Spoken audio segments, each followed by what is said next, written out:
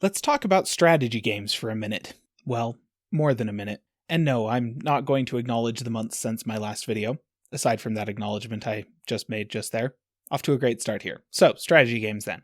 This is a topic around which I have several opinions, but I'll start by drawing a simple box around the genre. Strategy games are games in which the primary skill-based mechanics revolve around planning and precise execution in efficient ways. To be clear, there is an element of strategy to most games. Dark Souls is a hack-and-slash RPG in most ways, but there is certainly a strategy to how you approach fighting individual bosses, for instance. Strategy in games, generally speaking, removes things like hand-eye coordination and twitchy reflexes in favor of being able to memorize charts and count really accurately in your head. So a strategy game would be a game that focuses on those abilities over pretty much anything else. There are a lot of subgenres in here as well, to be clear, but for now we're just talking about the concepts as a whole. In gameplay terms, you might think of the opposite of strategy as luck. Luck-focused genres would include anything with procedurally generated level design and loot drops. Games that focus on randomness as a primary mechanic, like roguelikes or battle royales, are pretty much the antithesis of strategy games.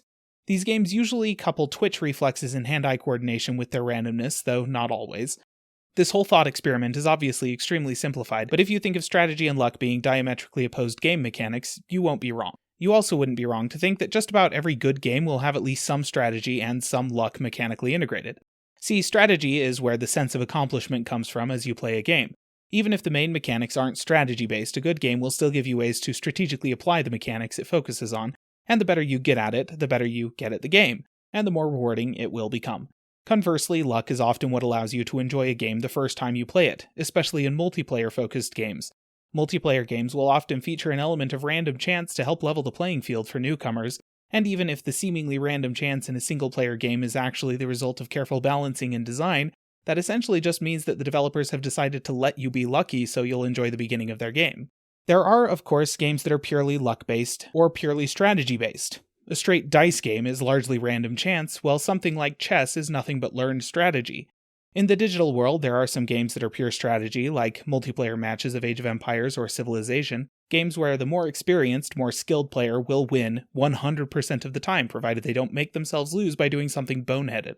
But by and large, even most strategy games will include some luck-based mechanics to help even the playing field a little. That was all context for this observation. Adding cards to your strategy game is stupid. Look, I actually feel pretty comfortable acknowledging the strategy in deck-based games like Magic or Hearthstone. The strategy is in how you construct your deck, and then there's a healthy dose of luck in the order you draw your cards in. It's solid game design with a nice healthy mix of luck and strategy that will reward the practiced player without utterly humiliating the noob. But whoever it was that decided to turn that into this unholy hybrid needs to stop. I'm not sure if I should be blaming Halo Wars for that, maybe that was the first place I saw it, but my latest complaint is this LEGO Star Wars Battles game on Apple Arcade. Look, creating a strategy game for mobile phones is hard, I get that. There are a number of things at play here that are simply limitations of the platform. The limited unit selection, the restricted positions for building stuff, the time-based replenishment of econ.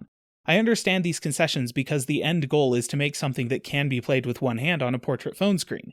No, my issue is down here, with the cards. Having access to a limited number of units makes sense. Forcing me to draw those units randomly out of a deck does not.